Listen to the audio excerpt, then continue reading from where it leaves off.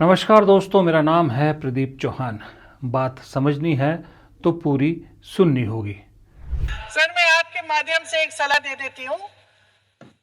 हमारे प्रधानमंत्री महोदय 12 सालों से इस सदन में हैं, मैं मात्र 12 महीनों से हूँ। राहुल गांधी आपके दिमाग में है, मैंने मार दिया उसको। वो है ही नहीं, मेरे माइंड में है ही नहीं। गया वो, गया। जिस व्यक्ति को आप देख रहे हो वो राहुल गांधी नहीं है, वो आपको दिख रहा है। ये एक तस्वीर है जो आपके सामने, तस्वीर पुरानी है लेकिन इस तस्वीर में एक कहानी है। एक परिवार के 3 सदस्य हैं। वो कहानी क्या है वो भी आगे बताऊंगा, लेकिन एक तस्वीर और देखिए। ये तस्वीर है एक मुख्यमंत्री की और एक नेता की। ये तस्वीर की कहानी उस तस्वीर से कैसे जुड़ती है, यही कहानी आज आपको बताऊंगा। लेकिन उससे पहले ये बताना भी ज़रूरी है कि राहुल गांधी ने फिर आज एक वीडियो जारी किया कपास को लेकर कि किस तरह से कपास के किसानों को नई डील, जो यूएस इंडो डील है, ये कितनी तरह भारी पड़ने वाली है, कैसे किसान, कपास उगाने वाले किसान बर्बाद होने वाले हैं।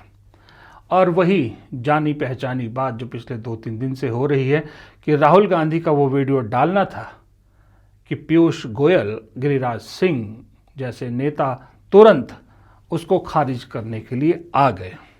यहाँ आपको एक बात और समझनी होगी कि राहुल गांधी के हर बात पर रिएक्ट करना मजबूरी हो गई है बीजेपी की, क्योंकि राहुल गांधी ने एक बात बोली थी, याद कीजिए, कि ये जो प्रधानमंत्री चौक हो गए अमेरिका के आगे, वो इसलिए चौक हो गए कि इससे बीजेपी का फाइनेंशियल सिस्टम बिगड़ जाएगा, जो कहीं ना कहीं अदानी से जुड़ा है, यानी इकोनॉमिकल स्ट्रक्चर, आर्थिक स्ट्रक्चर बिगड़ जाएगा, जैसे कि कभी कभी हमारे आपके घरों का भी बिगड़ जाता है।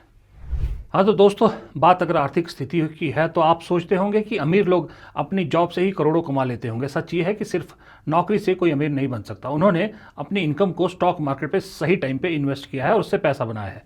बस अक्सर लोगों को आइडिया नहीं होता कि शुरू कहाँ से करें, और इसलिए मैं आपको इंट्रोड्यूस करवाना चाहता हूँ मार्केट वुल्फ से। मार्केट वुल्फ एक सेबी रजिस्टर्ड ऐप है जो इंडिया में बड़ी तेज़ी से बढ़ रहा है। यहाँ पर एनालिस्ट आपको हर रोज़ बताते हैं कि किस में इन्वेस्ट करना चाहिए, वो भी बिल्कुल फ्री में। चलो मैं आपको दिखाता हूँ कि क्यों ये इन्वेस्टमेंट के लिए बेहद बेहद परफेक्ट ऐप है। देखिए, मैंने यहाँ पर लॉगिन कर लिया। यहाँ जो फॉलो ट्रेंड फीचर है ना, इसमें आपको रियल टाइम में वो ट्रेड्स दिखते हैं जिसमें लोगों ने प्रॉफिट बनाया, और आप ये प्रॉफिटेबल ट्रेड्स एक टैप में ट्रेड कर सकते हैं बिना कोई गैस वर्क के। मैंने बस क्लिक किया फॉलो ट्रेंड पर और ट्रेड प्लेस हो गया और बस मेरा ट्रेड चालू हो गया। आप यहाँ बहुत छोटी सी इन्वेस्टमेंट से भी ट्रेडिंग की शुरुआत कर सकते हैं, ये सबसे अच्छी बात है इसकी। और जिनको डर लगता है ना कि बड़ा नुकसान हो गया तो क्या होगा, उनके लिए भी एक सॉल्यूशन है, इनबिल्ट स्टॉप लॉस फीचर। मतलब जैसे ही नुकसान एक लेवल तक पहुंचता है, ये खुद ब खुद स्टॉप लगा देता है ताकि आपको ज़्यादा नुकसान ना हो। अब आप देखिए, प्रॉफिट ट्रेंड के हिसाब से मूव कर रहा था, मैंने स्टॉप ट्रेड पर क्लिक किया और बस 2065 रुपये का प्रॉफिट बुक हो गया। मार्केट वुल्फ ऐप आपको फ्री में रिकमेंडेशन भी देता है। ये देखिए, लोगों ने अभी फरवरी में एक दिन में 15,239, दिसंबर में 33,512 और पिछले एक साल में तो 5,03,940 का प्रॉफिट बुक किया है। और इस प्रॉफिट पर मार्केट वुल्फ का कोई कमीशन भी नहीं लगता। इस पूरी फैसिलिटी को आप सिर्फ 99 रुपये के लाइफ टाइम फीस के साथ इस्तेमाल कर सकते हैं, वो भी सुबह 9 बजे से लेकर रात को 12 बजे तक। मार्केट वुल्फ ऐप के 2 मिलियन से ज़्यादा डाउनलोड ऑलरेडी हो चुके हैं और इससे लोग अपना फाइनेंशियल फ्यूचर आराम से सिक्योर कर रहे हैं। तो दोस्तों, लिंक डिस्क्रिप्शन में दिया है और कमेंट में भी पिन किया है, तो अभी जाइए और मार्केट वुल्फ को चेक कीजिए। पहले भी राहुल गांधी ने बहुत बार वीडियो बनाए, बहुत बार सदन में भी बहुत से आरोप लगाए हैं, तब सरकार में इतनी खलबली नहीं मचती थी जितनी अब मच रही है। ये 2 दिन से मैं बात कर रहा हूँ इस बारे में, हम बात कर रहे हैं, पब्लिक बात कर रही है इनफैक्ट, कि ऐसा क्या हुआ कि राहुल गांधी को लेकर अब सरकार एकदम से इतनी डिफेंसिव हो जाती है। जो सरकार अटैकिंग मोड में खेला करती थी, अब वो डिफेंसिव हो गई है, और राहुल गांधी छींक भी मारे तो भी सरकार की तरफ से कोई रिएक्शन आ जाता है।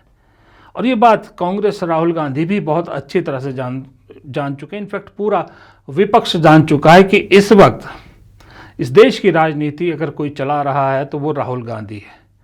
राहुल गांधी रोज़ाना एजेंडा सेट करते हैं, सुबह एजेंडा वो सेट करते हैं, पूरा दिन देश की राजनीति उसी के आसपास घूमती है।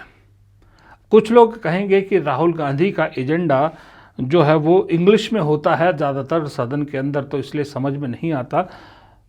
जिन्होंने ये बात कही है उन्होंने पॉइंट अच्छी कही है, लेकिन मैं फिर ऐसे लोगों को एक चीज़ बताना चाहता हूँ कि मेरे हिसाब से राहुल गांधी अगर सदन में हिंदी की जगह इंग्लिश में बोलते हैं तो ज़्यादा बेहतर करते हैं।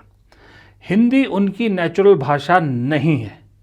अगर वो हिंदी में बोलते हैं जब अंदर, तो उनसे वो भाव नहीं निकलते जो वो कहना चाहते हैं, और उल्टा कभी मजाक का विषय बन जाते हैं तो कभी उनके मीम्स निकाले जाते हैं या कोई ना कोई गलती उसमें से निकाली जाती है। लेकिन जब राहुल गांधी इंग्लिश में बोलते हैं तो सामने वाला जो बेंच है ना, ट्रेजरी बेंच, वो फड़फड़ाने के अलावा और कुछ नहीं कर पाता। इसलिए इंसान को अपनी बात उसी भाषा में रखनी चाहिए जिसमें वो सहज महसूस करे। मान लीजिए मैं इंग्लिश में अगर वीडियो बनाने लग जाऊं तो मैं इंग्लिश में नहीं बना सकता वीडियो इस तरह का जिस तरह का हिंदी में बना सकता हूं।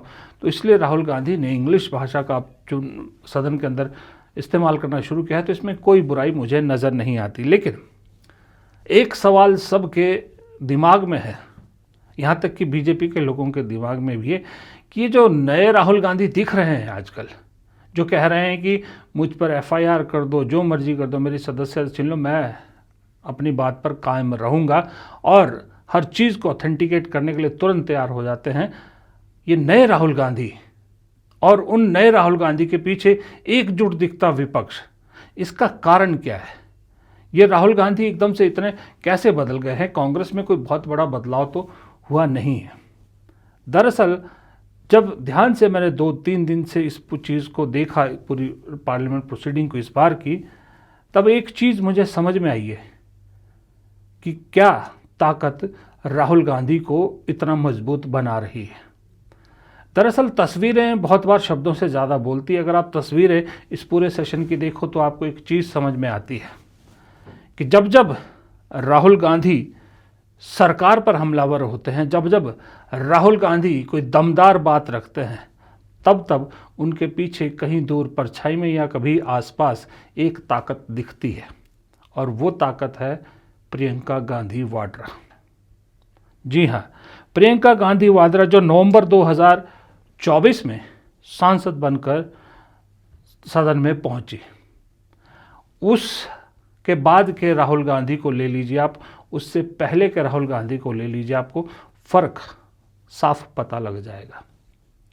जानकारों का कहना है, जिनसे मेरी बात हुई कांग्रेस के लोगों में, सीनियर नेताओं से, उनका कहना है कि राहुल गांधी, जो पहले वाले राहुल गांधी थे, वो कई बार जो है वो इमेज, मतलब अच्छे वक्ता जिनको कहते हैं, बहुत अच्छा वक्ता नहीं है, इस तरह की इमेज बन के सामने आते थे। इस बार इसलिए कई बार बहुत अहम मुद्दे होने के बावजूद राहुल गांधी वो मोमेंटम नहीं बना पाते थे जो अब बनाते हैं।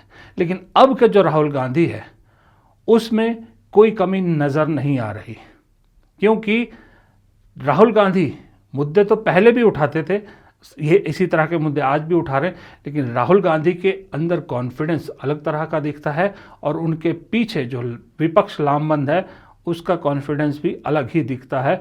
और ये ताकत मिली है तब से जब से प्रियंका गांधी सदन में पहुंची है। अब ये सिर्फ इसलिए नहीं कि भाई के साथ बहन आ गई तो ताकत मिल गई, नहीं।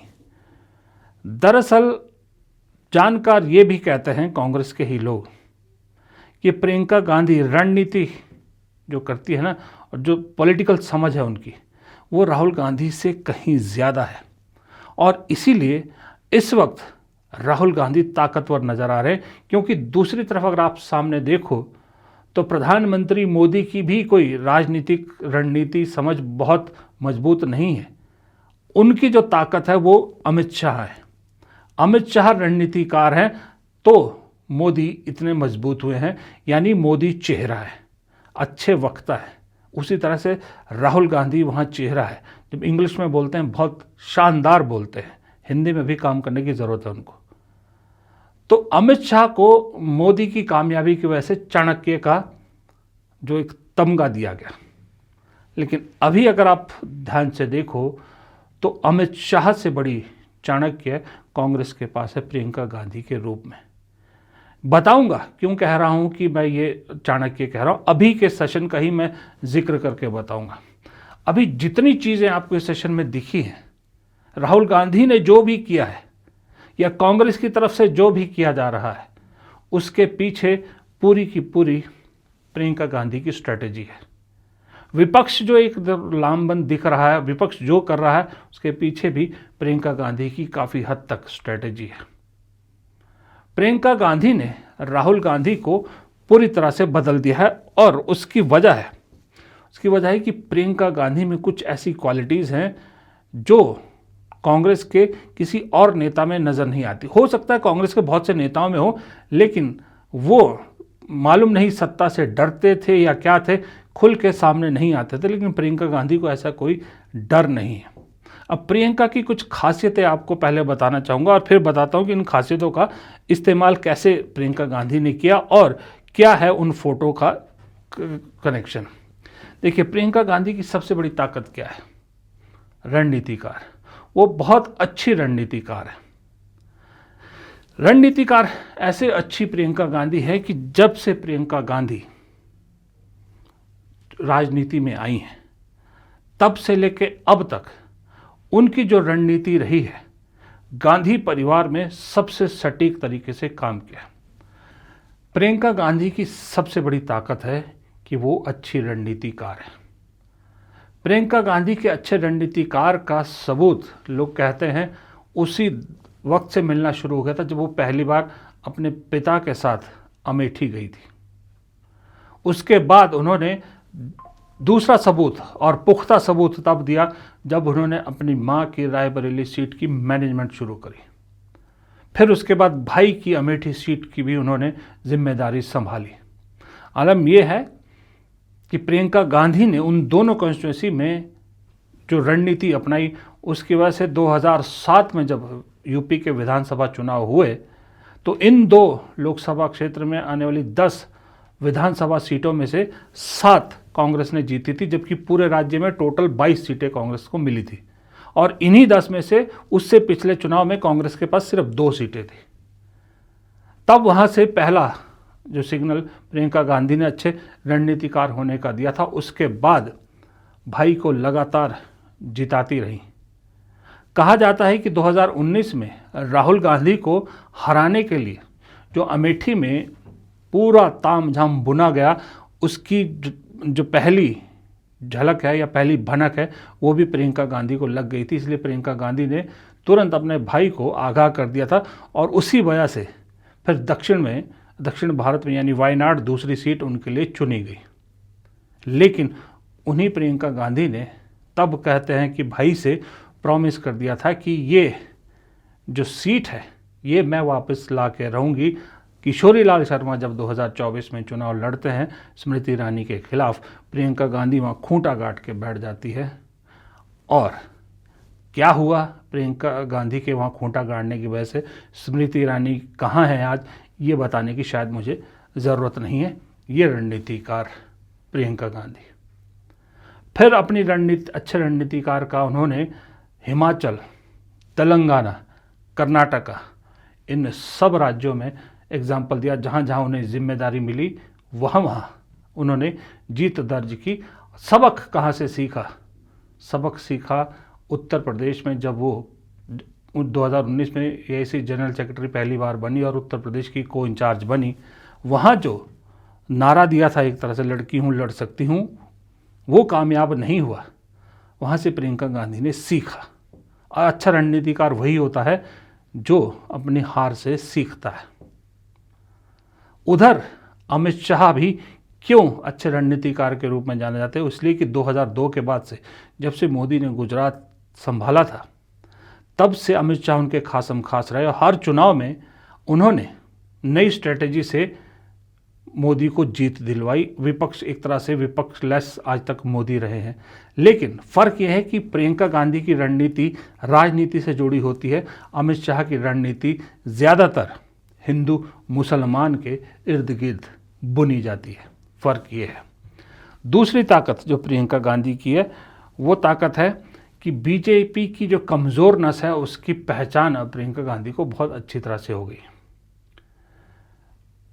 अमेठी में जब स्मृति ईरानी को हराना था, प्रियंका गांधी बहुत अच्छी तरह से जानती थी कि उनकी सबसे कमज़ोर नस क्या है। सबसे कमज़ोर नस है कि उनका लोकल कनेक्शन नहीं बना 5 साल सांसद रहने के बावजूद। वो जो पत्रकार के साथ एक इंसिडेंस हुआ था जहाँ पर जो है वो याद है स्मृति ईरानी ने धमकी दी थी नौकरी खाने की और नौकरी खा भी गई थी, वहीं से एग्जाम्पल मिल गया था कि उनका लोकल कनेक्ट कितना बुरी तरह से अस्त व्यस्त है। इसलिए राहुल गांधी को अमेठी ना लड़ाकर सीधा किशोरी लाल शर्मा पर दाव लगाया और उस कमज़ोर नस पर वार किया। वही किया तेलंगाना में, वही किया कर्नाटक में, वही किया हिमाचल में, और अब कर रही हैं संसद में। वो जानती है कि संसद में बीजेपी की सबसे कमज़ोर नस क्या है। कमज़ोर नस ये है कि राहुल गांधी को आइडिया दिया कि जिस मुद्दे को पकड़े हैं उस पर अड़े रहना है। कहा जाता है राहुल गांधी को बहुत से लोगों ने आइडिया दिया कि अगर आपको संसद में बोलना है तो वो नरवाने की किताब का जिक्र छोड़ के आप कुछ और बोल दीजिए और वो नरवाने की जिक्र जो है वो बाहर कर दीजिए आप मीडिया के सामने। लेकिन वो प्रियंका गांधी थी, उन्होंने कहा कि नहीं, इस मुद्दे को नहीं छोड़िएगा। अगर राहुल गांधी को बोलने का मौका नहीं मिलेगा तो वो कांग्रेस के लिए ही प्लस पॉइंट जाएगा, कांग्रेस ही इससे फ़ायदे में रहेगी। इसलिए राहुल गांधी अपने इस मुद्दे पर अड़े रहे। उसी तरह से जब राहुल गांधी ने बजट पर अपना भाषण दिया, उस पर भी कायम रहने का जो आइडिया था वो प्रियंका गांधी का ही था। फिर इसी सत्र में एक और चीज़ नज़र आई होगी आपको। वो नज़र आई कि जब जब राहुल गांधी बाहर निकलते हैं मीडिया उनके सामने तुरंत पहुंच जाती है, और आप ज़्यादातर नज़र डालिएगा प्रियंका गांधी पीछे खड़ी होती है। वो कहीं राहुल गांधी के साथ चिपक के या नज़दीक नहीं खड़ी होती, वो पीछे खड़ी होती हैं, क्योंकि वो जानती हैं कि वो रणनीति का काम है, उनका रणनीतिकार है, चेहरा राहुल गांधी है, इसलिए चेहरे को आगे रखती हैं। आपको और याद होगा किरण रिजिजू ने एक वीडियो जारी किया था जहां कहा था कि कांग्रेस की महिला सांसदों ने स्पीकर के चैम्बर में जाकर हल्ला किया था या जो भी किया था। वहां भी प्रियंका गांधी ने दूसरी महिला सांसदों को आगे किया, खुद थी वहां पर लेकिन पीछे खड़ी थी, क्योंकि वो जानती थी अगर वो आगे आई तो सारी लाइमलाइट उन पर चली जाएगी, फोकस उन पर चला जाएगा, इसलिए वो पीछे रहीं, बाकी महिला सांसदों को आगे किया। और बीजेपी की सबसे बड़ी कमजोरी मैं पहले भी बता चुका हूँ कि महिलाओं से बहुत डरते हैं। ये कमजोरियाँ कुछ इस तरह की हैं कि सीधा मोदी पर राहुल गांधी जो लगातार हमला करते हैं, ये भी प्रियंका गांधी का आइडिया था कि उस इमेज को बस्ट करना बहुत ज़रूरी है जिस इमेज पे पूरी बीजेपी इस वक्त पल रही है। किसी ने हिम्मत नहीं की, लोगों ने पार्टी के अंदर ही राहुल को आइडिया दिया कि राफेल का मुद्दा बहुत भारी पड़ा, चौकीदार चोर का मुद्दा भारी पड़ा, आप मोदी को निशाना मत बनाइए। लेकिन ना राहुल रुके और मोदी पर निशाना जस का तस जारी है। उसके पीछे प्रियंका ही आइडिया था कि इस इमेज को बस्ट करना ज़रूरी है अगर पार्टी को कुछ आगे बढ़ना है या इन्हें सत्ता से हटाना है। तो ये कमज़ोर नस को पहचानने वाली प्रियंका गांधी। अच्छा, एक बात मैंने कही थी कि विपक्ष राहुल गांधी के साथ बड़ा मजबूती से नज़र आ रहा है, उसका कारण भी प्रियंका गांधी है, क्योंकि प्रियंका का विपक्ष के साथ समन्वय बहुत अच्छा है। जब तक सोनिया गांधी थी एक्टिव उसमें, तब तक सोनिया गांधी की एक कॉल पर पूरा विपक्ष एकजुट हो जाता था। लेकिन सोनिया गांधी हेल्थ की वजह से जैसे ही पीछे हुई तो राहुल गांधी को लेकर बहुत से दलों में थोड़ी सी झिझक थी। लेकिन नवंबर 24 में जैसे ही प्रियंका गांधी सदन में आती हैं, उसके बाद आप देखिए विपक्ष मतभेद होने के बावजूद भी राहुल गांधी के पीछे एकजुट नज़र आता है, खड़ा नज़र आता है। और यही बीजेपी की सबसे बड़ी परेशानी है। ये भी एक समन्वय के रूप में प्रियंका गांधी का बहुत बड़ा योगदान है राहुल गांधी को इतना ताकतवर बनाने में। फिर एक चीज़ और करती हैं प्रियंका गांधी, जो मैंने थोड़ी देर पहले आपको बताया था कि लीड करती हैं। लीड इन द सेंस प्रदर्शन, आपने देखा कि प्रदर्शन को लीड करती है। जैसे मैंने कहा कि राहुल गांधी जब मीडिया से बात करते हैं, प्रियंका गांधी पीछे रहती हैं। जब कोई ऐसा मौका आता है जहां उन्हें लगता है कि उनके बजाय किसी और को आगे करने की ज़रूरत है, पीछे रहती हैं। लेकिन जहां उन्हें लगता है कि राहुल गांधी नहीं है और किसी को लीड करना ज़रूरी है, फ्रंट पे आना ज़रूरी है, तो वहाँ खुद आती है। इसलिए मकर द्वार पे प्रदर्शन जो भी होता है या सदन में जो संसद के बाहर जो प्रदर्शन होता है, प्रियंका गांधी उसमें ज़रूर खड़ी नज़र आती हैं, क्योंकि वो लीड करना चाहती हैं, राहुल गांधी की कमी को पूरा करना चाहती हैं। ये भी एक विपक्ष को एकजुट रखने का सबसे बड़ा कारण है। फिर एक अच्छी वक्ता, ये खैर ये तो हम सभी जानते हैं, इस पर मैं भी कई बार बोल चुका हूँ कि अच्छी वक्ता हैं तो जाहिर सी बात है उनके जो भाषण होते हैं, उनके जो बयान हैं, उसको वज़न ज़्यादा मिलता है, मीडिया भी उनको जो है ध्यान से सुनती है, इसमें कोई दो राय नहीं। लेकिन मीडिया की बात हुई तो एक इसी से जुड़ी अगली ताकत जो प्रियंका गांधी मुझे लगता है वो मीडिया को पहचानती है। वो बहुत अच्छी तरह से जानती हैं कि जो देश की मीडिया है वो इनके साथ तो नहीं है, लेकिन उस मीडिया को कैसे अपने हिसाब से ट्विस्ट किया जा सकता है, कैसे उसमें अपनी जगह बनाई जा सकती है, प्रियंका गांधी बहुत अच्छी तरह से जानती है। इसलिए आपने देखा होगा छोटे छोटे बयान कई बार वो देती हैं, 14 सेकंड 15 सेकंड की बाइट दे के निकल जाती है, या कभी पैलेस्टाइन का बैग लेके आ जाती है, तो कभी बांग्लादेश के हिंदुओं के रक्षा के लेके वो आ जाती हैं। वो जानती हैं कि मीडिया कैसी है, भारत में कैसे काम करती है और उनसे अपना काम कैसे निकलवाया जा सकता है, इसलिए बहुत अच्छी तरह से ये चीज़ वो जानती है। और मुझे ऐसा लगता है कभी कि वो जो रवनीत बिट्टू और राहुल गांधी वाला जो मामला हुआ था, अगर वहाँ राहुल गांधी की जगह प्रियंका गांधी होती तो शायद वैसा वो सीन नहीं होता, फिर कुछ और ही तरह का सीन होता हो। लेकिन खैर, पर पहचान बता रहा हूँ कि मीडिया को बहुत अच्छी तरह से जाती हैं प्रियंका गांधी। और सबसे बड़ी ताकत जो मुझे लगती है प्रियंका गांधी की, जो उनके आसपास के लोग, जो कांग्रेस के लोग बता रहे हैं कि प्रियंका गांधी और राहुल गांधी में एक बहुत बड़ा फ़र्क है।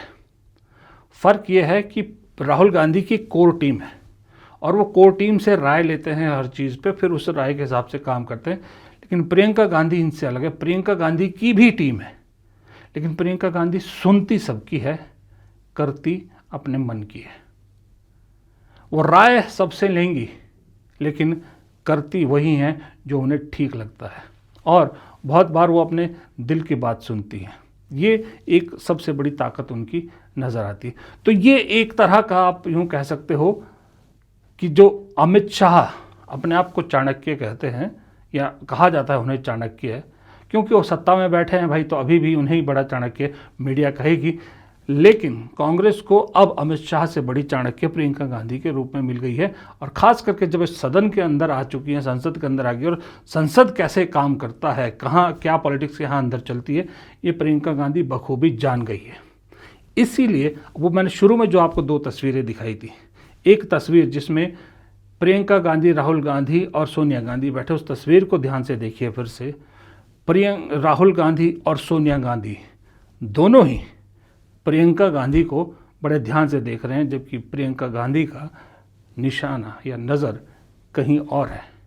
ये बताती है तस्वीर कि उम्मीद और भरोसे की नज़र प्रियंका पर है और प्रियंका की नज़र लक्ष्य पर है, और लक्ष्य कैसे हासिल किया जाता है और लक्ष्य को हासिल करके क्या हासिल होता है, ये तस्वीर वो बताती है। जो रेवंत रेड्डी प्रियंका गांधी की मुलाकात की तस्वीर है, जिसमें दोनों मुस्कुरा रहे हैं, क्योंकि तेलंगाना में जो हासिल किया कांग्रेस ने जीत कर विधानसभा में, वो तो प्रतिष्ठाई था। अभी जो पंचायत चुनाव हुए हैं और जिसमें एक तरफा कांग्रेस ने जीत हासिल की है, ये उसी स्ट्रेटजी का और उसी मेहनत का और उसी एकाग्रता का फल है।